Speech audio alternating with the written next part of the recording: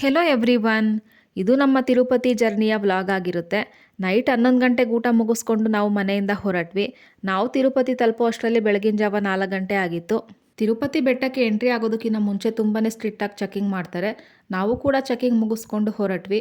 ಆಕಾಶನೇ ಕಾಣದೇ ಇರೋವಂಥ ಮಂಜು ಮುಸುಕಿದ ವಾತಾವರಣ, ಬೆಳಗಿನ ಜಾವ ಬೀಳ್ತಿದ್ದಂಥ ಇಬ್ಬನಿ ಹನಿಗಳು, ಇದ್ರ ಜೊತೆ ಬೆಟ್ಟದ ಸಾಲುಗಳನ್ನ ನೋಡೋದಕ್ಕೆ ತುಂಬಾನೇ ಆನಂದ ಅಂತ ಅನಿಸ್ತಾ ಇತ್ತು. ಎಷ್ಟು ಸುತ್ತಾಡಿದ್ರು ಬೆಟ್ಟದ ಮೇಲೆ ಯಾವುದೇ ರೀತಿ ರೂಮ್ ಸಿಗ್ಲಿಲ್ಲ ನಮಗೆ. ಎಲ್ಲ ರೂಮ್ಗಳನ್ನು ಆನ್ಲೈನ್ ಬುಕ್ಕಿಂಗ್ ಆಗಿತ್ತು. ಕೊನೆಗೆ ಸ್ನಾನಗೃಹಗಳಲ್ಲಿ ಸ್ನಾನ ಮಾಡ್ಕೊಂಡು ಎಲ್ಲರೂ ಫ್ರೆಶ್ ಅಪ್ ಆಗಿ ಧರ್ಮ ದರ್ಶನಕ್ಕೆ ಹೊರಟ್ವಿ. ಒಂದು ಸ್ವಲ್ಪ ದೂರ ಹೋಗ್ತಿದ್ದಾಗೇನೆ ಎಲ್ಲರೂ ಒಂದು ಹಾಲ್ನಲ್ಲಿ ಲಾಕ್ ಮಾಡಿದ್ರು. ಅದು ಟಿಫನ್ ಕೊಡೋದಕ್ಕೆ. ನಮ್ಮದು ಟಿಫನ್ ಮುಗ್ದಿದ್ರಿಂದ ನಾವು ಅಲ್ಲಿ ಟಿಫನ್ ಇಸ್ಕೊಳ್ಳಿಲ್ಲ. 1 ಅವರ್ ಆದಮೇಲೆ ಡೋರ್ ಓಪನ್ ಮಾಡಿದ್ರು. ಅಲ್ಲಿಂದ ಮುಂದೆ ಸಾಕ್ತಿದ್ದಾಗೇನೆ ಎಲ್ರದ್ದು ಫೋಟೋ ತೆಗೆದು ಟಿಕೆಟ್ ಇಶ್ಯೂ ಮಾಡಿದ್ರು. ಬೆಳಗಿನ ಜಾವ 10 ಹೋಗಿ ನಾವು ಲಾಕ್ ಆಗಿದ್ದು. ನಾವು ದರ್ಶನ ಮುಗಿಸೋ ಅಷ್ಟರಲ್ಲಿ ನೈಟ್ 11 ಗಂಟೆ ಆಗಿತ್ತು.